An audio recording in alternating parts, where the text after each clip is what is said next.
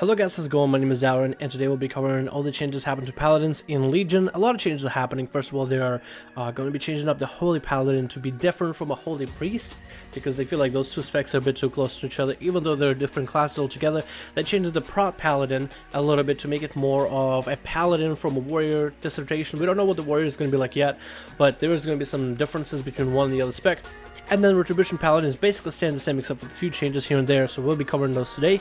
The biggest change mostly is with Holy Paladin that I'm interested in, but Prot might have someone. But in terms, because we are mostly about PvP, let's talk about Holy. The truth and virtue of light imbues these sacred knights with the power to revitalize their comrades. And this is something that I'm reading right here, that I read earlier. The idea behind it is to reinforce the idea of Prot Paladins being a melee healer, and I guess let me read a bit about it with gameplay. We love the unique identity of Paladin healer, and modifying the gameplay to better support single target healing from Beacon of Light remains their marquee ability, but other abilities and talents have been adjusted to encourage Holy Paladins to be near people they want to heal, including melee classes when necessary. The idea behind Holy Paladin is the closer you are to a friendly, the more healing you do, which is an interesting mechanic that might hold the healer back, or might make it even more just an interesting playstyle if all the healers are basically on the same page. So let's take a look at it right now, and some of the abilities. Holy Light is basically the same, Flash of Light, the same exact ability. Light of Martyr is a new one though, an instant cast. Sacrifice a moderate amount of your own health to instantly heal an ally for moderate amount. Cannot be cast on self. Now that's an interesting mechanic. Always thought and wanted for a class to be able to take part of their health out and give it to another person. So I thought a Death Knight healer might be able to do it, or Death Knight healer. But hey, that's just me and my friends thinking about something. But I'd never thought they would give this to Paladin, so that's an interesting mechanic. Light of Dawn ability is the same thing. Unleash a wave of healing before you, healing up to 5. Yeah, so it's healing enemies in front of you or around you. I'm not sure which one or the other. Holy Shock Stain, basically the same. Has double the normal critical chance to crit. Infusion of Light is a passive. Your Holy Shock criticals reduce the casting of your next Holy Light. Okay, so that stays the same. Beacon of Light, same exact deal. It'll heal the person who has a Beacon of Light for more, and if you heal someone else, the person that has Beacon will be healed for same. Mastery, proximity to the target causes your spells to heal up to 30% more. So the closer you are to the friendly, the closer you are to the melee class or the range class, the better you heal. So they're really giving Paladins a position, like they said, be part of the melee team. And I'm pretty sure this will give them somewhat of a hybrid mechanic where maybe they'll give them some damage where they can fight with the melee, but also heal all the melee as well. So maybe some potential to that. Some of the, to give a glimpse on how some of the talents might build upon this. Beacon of Lightbringer is a talent. Passive, the maximum bonus from Mastery, Lightbringer, is increased by 24% and now increases your healing based on target's proximity to either you or Beacon of Light, whichever is closer. So if the friendly is close to a Beacon of Light target or to you, which can be like, let's say, stick a Paladin near range and have all the melee stack on the tank, the closer they are to you or the Beacon of Light target, the more healing they get. So that's an interesting mechanic. Just ups their mastery, really changes up the playstyle. I'm hoping for some hybrid mechanic. Take away some healing, but give them DPS to be able to stand with the melee, help out on damage, and be able to support your comrades. Protection is another thing they will decide to change, and I guess this video is going to be a little longer because of all these changes to really identify this protection spec, which is a lot like a warrior protection, and a holy spec, which is all like a priest healing spec. Protection, stalwart, and steadfast. These protectors of ardent defenders of light. So, the protection Paladin arsenal is closely aligned with theme, primarily changed the removal of holy power, and that didn't have a lot of depth and mostly limited amount of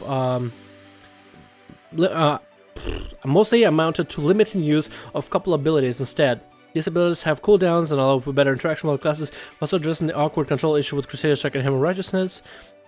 Actually, I believe that's all they did. They just really changed up the playstyle a bit to be more of a control-based rather than a cooldown-based and holy power-based. So maybe this is great for PvE.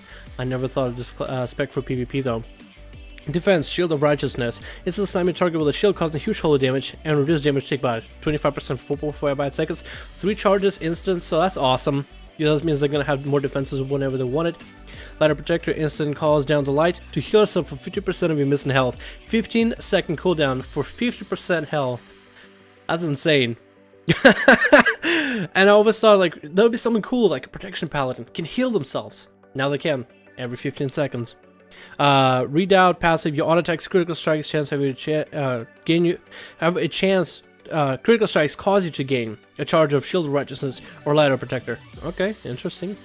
Mastery Divine Bulwark increases the damage reduction of a shield righteousness by 10%, increases your chance to block by much. So my basics stay the same. Increases attack power by mastery. Offensive abilities, Avenger's Shield, same deal basically. Also increases the effects of the next Shield of Righteousness or Ladder Protector, so nice combo.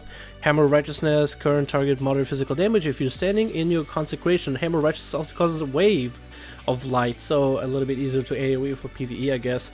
Grand Crusader passive, when you avoid melee attacks or use Hammer of Righteousness, you have a 15% chance to refresh the cooldown of Avenger's Shield. Alright, interesting, so I think that stays the same actually. Judgment, judge an enemy dealing strong holy damage, 6-second cooldown. So again, no more generation of holy power. Consecration, consecrated land beneath you, causing strong holy damage. And additional to provide a glimpse of some of the talents that might build you up as a paladin. Blessed Hammer, instant 3-second recharge, 2 charges. Thor Divine Hammer that spirals outward from the paladin, dealing moderate damage to enemies it passes through. Replaces Hammer of Righteousness. So you throw an enemy a hammer forward rather than have a finisher, because I believe Hammer of Righteousness is the finisher. So interesting, some more of a pull mechanic, I would say. I don't know how this spec can go for PvP, but maybe it'll have some utility with some talents. I certainly hope so. Now let's talk about Retribution. Not a lot of changes happening here, but they got some cool abilities which will remind you of Tyriel from Diablo 3. More like Tyriel from Heroes of the Storm with his ability, which we'll get to in a second. Oftentimes, the most dedicated paladins become fanatical in their devotion. That actually sounds like almost like a negative flavor text. Interesting. Alright, so Crusader Strike, basically same deal. Instant attack causes you physical damage against 1 holy power. Blade of Justice. Instant, 12-second cooldown. Strikes an enemy with a Blade of Justice, dealing strong holy damage and generating 2 holy power. Judgment. Instant, 12-second cooldown. Judge an enemy dealing moderate holy damage and causing the target to take 30 increased damage from your holy power generators. So basically, we would go with Judgment, Crusader Strike, Blade of Justice, I believe, combo. Interesting that there's more of a setup for Paladin to give yourself an opening for more damage. I haven't seen that mechanic before, but I think for Paladins it would be pretty cool, because it just makes dealing damage a little bit easier. Templar's Verdict, through holy power, instant a powerful weapon strike that deals massive holy damage. Divine Storm is the AoE version of it for 8 yards. Conviction passive, your Crusader Strike and Blade of Justice have a 20% chance to generate 1 additional holy power. So more holy power for Paladins at a chance. Okay, so they have an initiated with Judgment. Do Crusader Strike, Blade of Justice, and then once Judgment buff is gone, you just Templar's Verdict, and you have a chance to stack up a lot of holy power. Interesting, interesting. Mastery Hand of Light, your Crusader Strike, Blade of Justice, Divine Storm, and Templar's Verdict deal 45% more damage with, of holy with Mastery scaling. So I'm thinking Paladins are going to end up going with Mastery, 100%. Interesting, very interesting. Some of the abilities that you may be able to change in terms of talents in order to change your playstyle.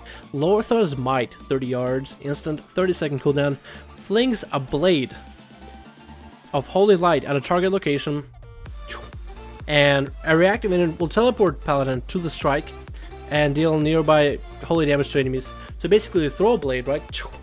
You activate the ability to teleport, AoE damage. Tyriel from Heroes of the Storm, basically. And one of his sword engages abilities, except you throw a blade, deals damage, teleport to it, bam, AoE damage happening all over the place. I think that's pretty cool. Gives Paladins a bit more mobility. I'm starting to see the theme that a lot of classes are getting like teleportation based spells, like Subtlety Rogues getting teleportation, Mages Arcane can just blink around the map, and Paladins can now teleport to the sword whenever they throw it.